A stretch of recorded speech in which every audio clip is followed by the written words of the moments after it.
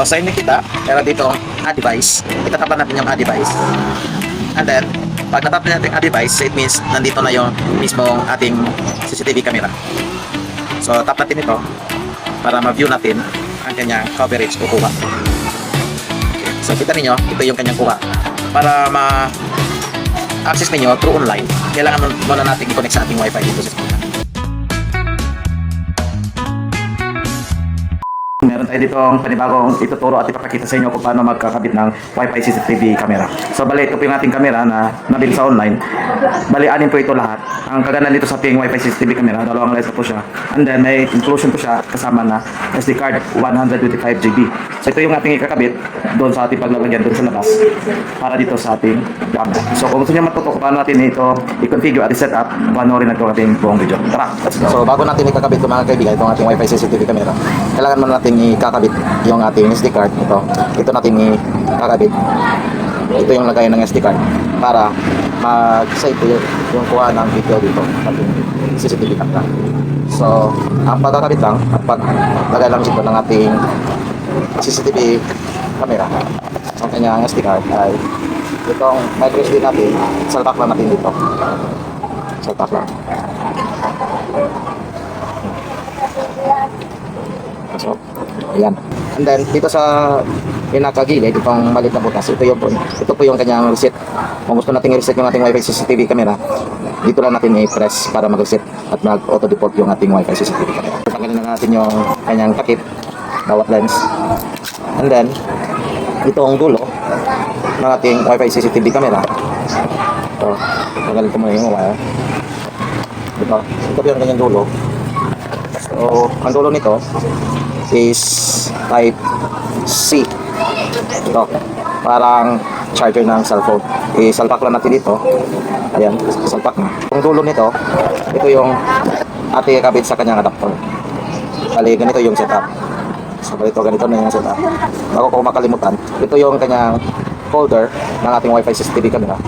So dito po siya ikakabit, parang ganyan lang. Tapos i-push downward lang para mag-lock itong ating Wi-Fi CCTV. Natin ikakabit sa may guardhouse ng ating CCTV camera. And then dito natin siya ikabit sa may breaker yung kanyang linya o yung wire ng CCTV camera. Papadapag tayo ng wire, papunta doon, bali kadugtong na sa ating CCTV camera. So yan, nakabit na natin yung ating CCTV camera. Ngayon ay i-configure na natin gamit itong ating device para ma-access natin yung dashboard ng ating camera. Ngayon mga kaibigan ay mag-configure na tayo kasi tapos na natin naikabit ng ating CCTV camera. At sa pag-configure natin itong device ang ating gagamitin, ang kailangan lang pala mga kaibigan ay i-download yung application mismo, which is the V380 Pro. Pwede natin ma-download sa Play Store, pwede rin natin ma-download sa App Store. Meron na tayong application na na-download kasi meron tayong CCTV camera sa bahay, kaya hindi na tayo mahirapan sa pag-download. So ang kailangan lang natin is una, i-connect yung mismong hotspot ng ating CCTV camera para mag-configure. Hindi natin ma-access, hindi tayo mag-connect sa hotspot ng ating CCTV camera. No need natin scan QR, so ito yung pinaka-simple at madaling pag-configure ng ating CCTV camera. So kita niyo may MB879-782. So ito yung ating itatap at i-connect. Pag naka-connect na tayo sa mismong hotspot ng ating CCTV camera ay punta na tayo sa application para to configure. Punta tayo sa application and then hanapin natin yung B380 Pro. Again sa akin, na-download ko na. So diretso na tayo sa application. Pag matap na natin yung application, tayo lang saglit na matap and then kusang maglo-load yung mismong dashboard ng ating B380 Pro application. So, refresh natin. Meron dito add device. Itatap lang natin yung add device. And then, pag natap na natin add device, it means nandito na yung mismong ating CCTV camera. So, tap natin ito para ma-view natin ang kanyang coverage kukuha. Para ma-access ninyo through online, kailangan muna natin i-connect sa ating Wi-Fi dito sa school. Adjust ko muna paano ang pag-adjust ng ating CCTV camera. Ay dito, balik ko muna. Ito PTZ, ito yung adjustment para ma-adjust natin kasi dalawa yung ating lens ng ating CCTV camera. Yung sa pinakababa, yun po yung pwede nating ma-adjust at ma-rotate.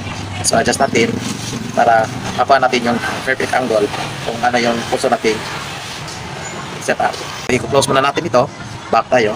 And then pag na-back na tayo, dito na tayo mapupunta. And close na natin itong loading. Kita niyo may 3 dots. Itatap natin yung 3 dots.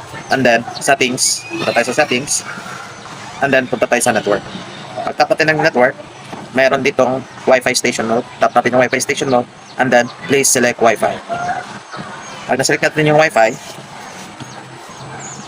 i-connect natin kung saan yung mga Wi-Fi na ating pagkukonek. So, hintayin lang kasi medyo naglo-loading pa. Balik.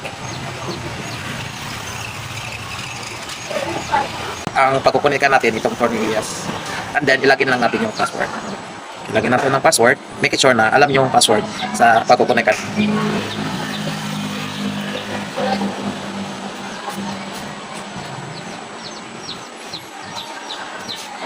Okay na.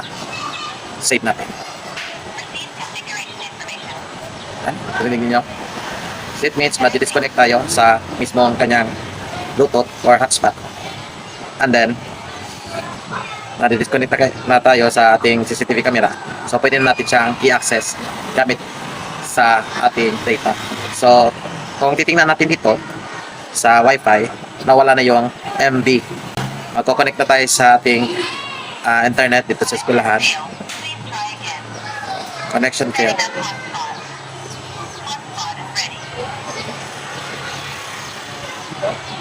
Connection failed. Bakit? So, connection failed. Rinig niyo, connection failed. Balik tayo. Kasi connection failed. Balik tayo again. Connect tayo. Hindi. Bakit? Okay, balik.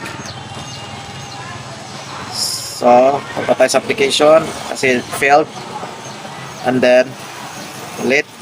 Settings. Same. Network.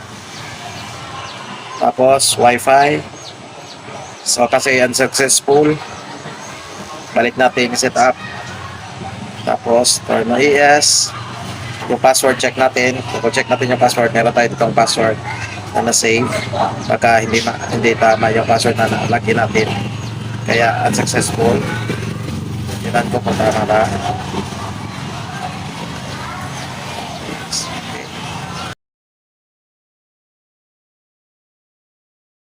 Zero. Save natin. Okay. So, hintayin lang na ma-connect yung ating CCTV camera sa ating Wi-Fi. Tignan naman ninyo yung CCTV camera kung successful ba yung pag-connect natin sa Wi-Fi.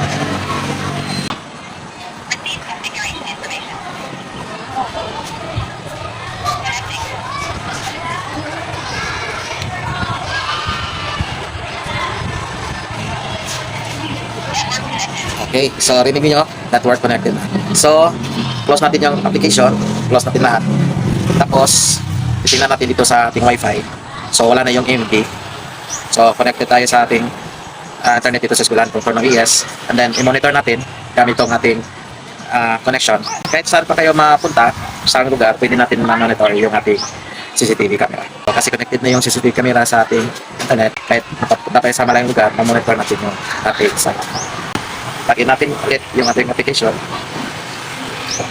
P3 Pro, and then close natin. Itong unang kuha, ito yung ating itatap kasi ito yung last natin na configure. Okay, ayan, so successful. Yun lang, kadali mag-configure ng CCTV camera at mag-set up through Wi-Fi connection. Dito na lang mga kaibigan, sana may tutunan kayo at huwag niyo kalimutan mag-like at mag-share sa ating channel. Sa muli, peace out.